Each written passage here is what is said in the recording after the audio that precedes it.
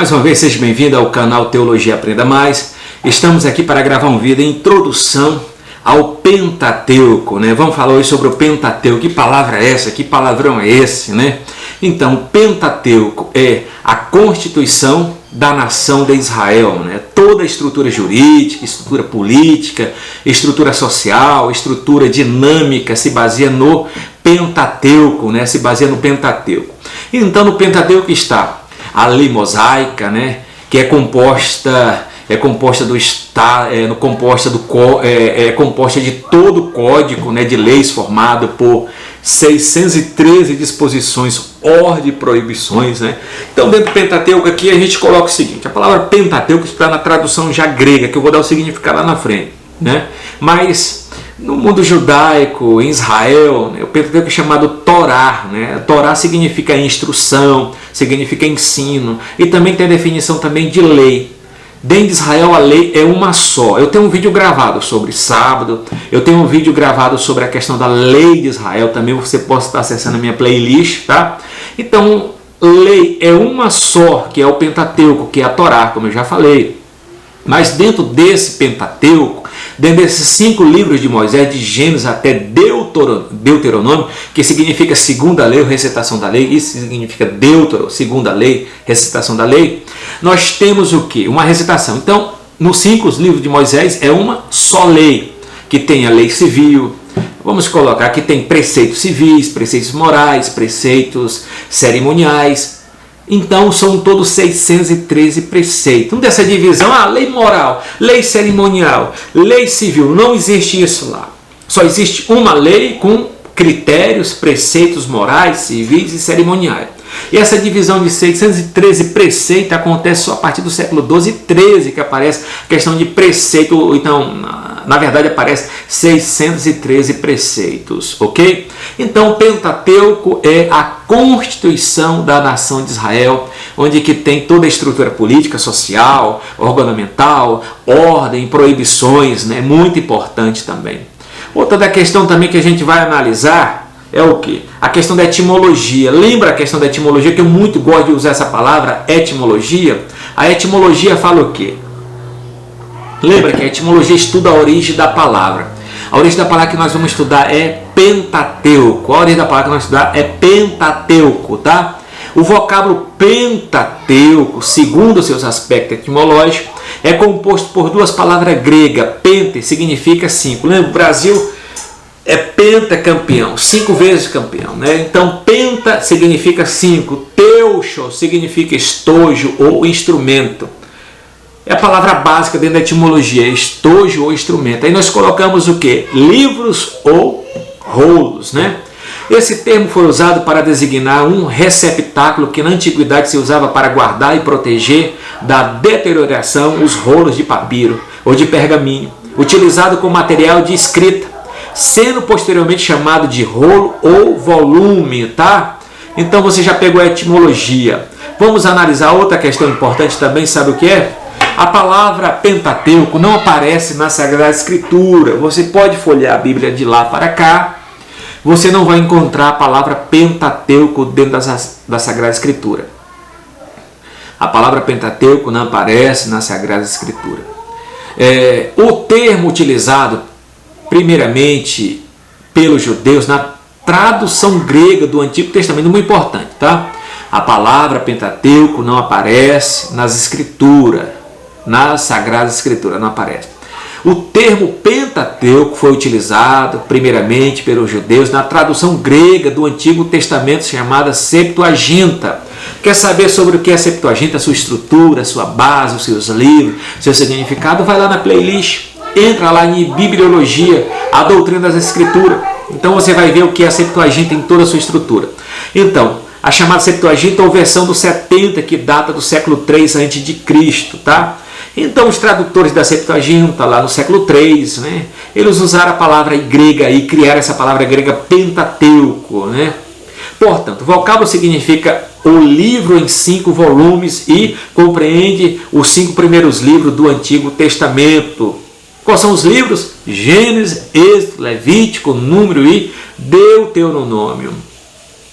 Outra da questão é o seguinte: a expressão grega significa 5 rolos.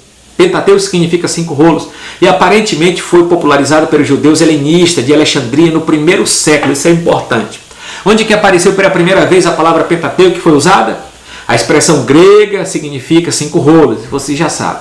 E aparentemente foi popularizada pelos judeus helenistas, judeus de fala grega, na cidade de Alexandria, a cidade portuária do Egito, no primeiro século depois de Cristo. Os judeus chamavam essa parte da Bíblia Sagrada de Torá. É uma coisa que eu coloquei. Os judeus hoje conhecem. Você pergunta para ele, cadê o seu Pentateuco? Ele não vai saber disso, tá? Você pergunta para ele, cadê a Torá? Os 5 primeiros de Moisés, ele já sabe. Os judeus chamam essa parte da Bíblia Sagrada de Torá. De fato, inclui o conceito, a Torá inclui o conceito de lei e até com maior propriedade teológica com o sentido de dirigir. Torá significa dirigir, significa instruir ou ensinar. Abra sua Bíblia em Deuteronômio 31 e 9, você vai analisar sobre a questão da recitação da lei. No Antigo Testamento, nós vamos pegar uma coisa que isso é muito discutido no seio teológico, né, nas faculdades teológicas, sabe o que? Essa questão. No Antigo Testamento, o Pentateuco é chamado aqui, preste atenção, o Pentateuco é chamado de lei. O Pentateuco é chamado de lei, uma só lei. O Pentateuco é chamado de lei. O Pentateuco é chamado livro da lei, é a mesma coisa. O Pentateuco é chamado de livro da lei de Moisés. O Pentateuco é chamado de livro de Moisés. Vamos voltar novamente, só para te dar o texto bíblico aqui. No Antigo Testamento, o Pentateuco é chamado de lei, registrado em Josué, Juízes capítulo 8, versículo 34. O Pentateuco é chamado livro da lei. Isso está em 2 Reis 22 e 8. O livro da lei de Moisés, Juízes 8 e 31. O livro de Moisés, Esdras 6 e 18. Aparece também livro do Senhor, Esdras capítulo 7, versículo 10. Lei de Deus, Josué 24 e 26. Pentateuco é chamado livro da lei de Deus, Josué 24 e 26, Neemias 8 e 18. Também é chamado livro da lei do Senhor, livro da lei de Deus. É chamado livro da lei do Senhor, seu Deus, Neemias 9 e 3. O Pentateuco é chamado livro de Moisés, servo de Deus, Daniel 9 e 11 e 13, né?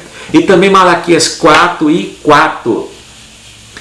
No Novo Testamento o Pentateuco é chamado de quê? Vamos ver no Novo Testamento. O Pentateuco é chamado de quê? No Novo Testamento o Pentateuco é chamado de livro da lei, Gálatas 3 e 10. Livro de Moisés, Marcos 12 e 26.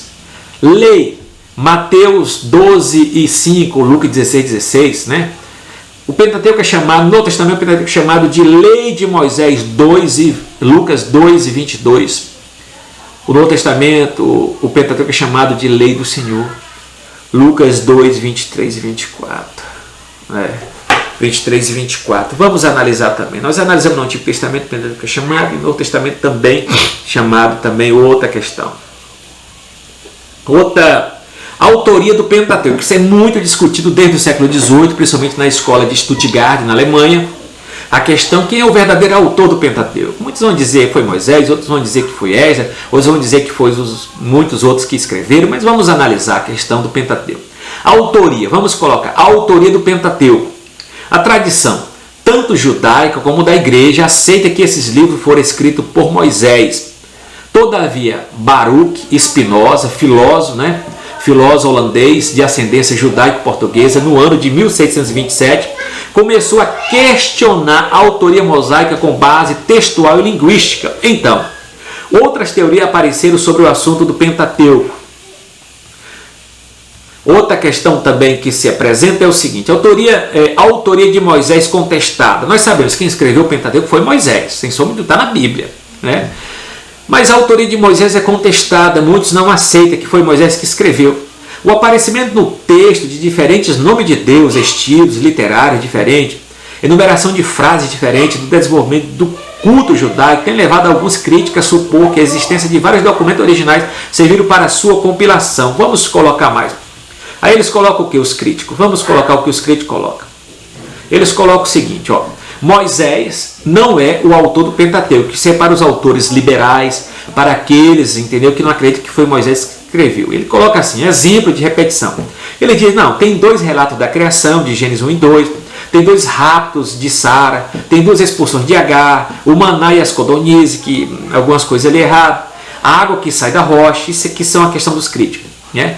A Síria é mencionada antes do seu tempo, que está em Gênesis 2:24. Deixará o homem seu pai e sua mãe. Adão não tinha pai e mãe, né? 2:24.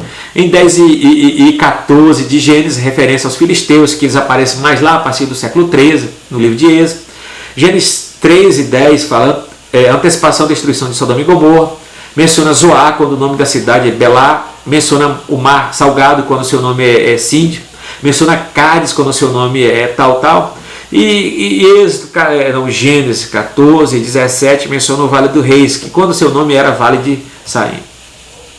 Vamos analisar a questão dessas datas aqui, que eles embaraçam a questão. Vamos analisar a questão de anacronismo. O que é um anacronismo? A Síria é mencionada no capítulo 2, versículo 14, no contexto em que ainda não existia nenhuma nação sobre a terra. O leitor inadvertido pode imaginar tratar-se de um erro. Na realidade é um anacronismo, isto é, uma citação histórica fora da época, né? O Palmas jogou no século I, né? Ou então o Brasil, a seleção brasileira jogou lá no século I, não. É um anacronismo, colocando um contexto histórico fora da época. No tempo do autor, provavelmente o próprio Moisés, a Síria já existia e seu tempo estava próximo ao local onde foi o Jardim do Éden. Isso então cita no capítulo 2 como uma informação antecipada. Ele antecipou algumas questões. O mesmo ocorre no capítulo 10, quando já se fala diferentes idiomas, sendo que a divisão das línguas acontece só no capítulo 11. Antecipação de algumas questões. São parênteses que o autor abre em sua narrativa para inserir algumas informações que, embora sejam deslocadas no tempo, são úteis para uma compreensão histórica mais ampla, né? Nesse momento, percebemos o autor que lança um olhar sobre o passado distante, que em alguns instantes utiliza seu conhecimento presente para enriquecer a narrativa. É o que a gente coloca, mas não tem nenhuma contradição. Os textos genealógicos normalmente reúnem informações de épocas muito diferentes, quebrando a sequência cronológica entre os capítulos do contexto. Muitos outros são semelhantes casos, né? Ocorrem em Gênesis, conforme se pode ver, é a questão do anacronismo. Exemplo de diversidade de vocábulo, né? Deus é chamado de Elohim e de Javé. É a questão das narrativas. Fala do Sinai, aparece a palavra Javé no Horebe. Outra questão, o sogro de Moisés se chama Jetro, mas é a mesma pessoa. Gênesis 3:1. Porém, exemplo de 2, seu nome é Reuel, né? Outra questão, também é possível Moisés escrever sua própria morte. Isso é outra questão. Mas quem escreveu foi Moisés, os filhos também de Arão, né? A autoria de Moisés contestada. Thomas Hobbes, né? Thomas Hobbes, em sua obra Leviatã, no ano de 1651, afirmou que o Pentateuco havia sido editado por Esdras a partir de suas fontes antigas. Benedito Spinoza, como já falei, declarou que Esdras havia editado o Pentateuco com interpolação de Deuteronômio. Ele questiona a sua autoria mosaica, né? A autoria de Moisés contestada. Jean Astruc, médico francês, foi o primeiro a dar expressão literária a essa teoria em 1553. Limitou sua dúvida apenas anterior de Gênesis. Suas teses eram que Moisés havia compilado o livro de Gênesis a partir de 2 memórias e outros documentos menores, isso que Jean Astruc identificou. Uma da questão também contestada de Jean Astruc, né? Jean Astruc, médico francês, foi o primeiro a dar expressão literária a essa teoria. Limitou suas dúvidas apenas à autoria de Gênesis 1. Sua tese era que Moisés havia compilado o livro de Gênesis a partir de suas memórias e outros documentos memórias, né? Fontes principais para ele. Fonte A, com o uso da palavra Elohim, e a fonte B, que ele vai copiar o capítulo 2, o uso da palavra Javé. Todavia aceita Moisés como autor do livro Pentateuco. E a alta crítica do Antigo Testamento. Alta crítica do Antigo Testamento. Um racionalista germânico dos fins do século XVIII foi o primeiro a aplicar o termo alta crítica ao estudo da Bíblia. E por esse motivo ele tem sido chamado de o pai da crítica do Antigo Testamento. Memória de Astruc, né, que a gente pode colocar as memórias. O Pentateuco foi compilado por um redator desconhecido a partir de inúmeros fragmentos que tiveram sua origem em ciclo diferente, né, ou elorrítico, ou javístico. A data da compilação do final do Hexateuco, né, teria ocorrido em Jerusalém durante o reinado de Salomão. A nova hipótese documentária que eu quero falar no próximo vídeo, a gente fecha aqui sobre a questão do Pentateuco, a sua introdução, e também o Pentateuco, a autoria que foi Moisés, o Pentateuco também que diz que Não foi Moisés que foi os críticos que coloca, já foi Jean Astruc. Eu vou falar no próximo vídeo sobre a nova hipótese documentária, né? Wolfgang Julius Wellhausen, né, que ele escreveu em 1876 a hipótese documentária, que vou ressaltar esse texto. Obrigado, shalom, até o próximo.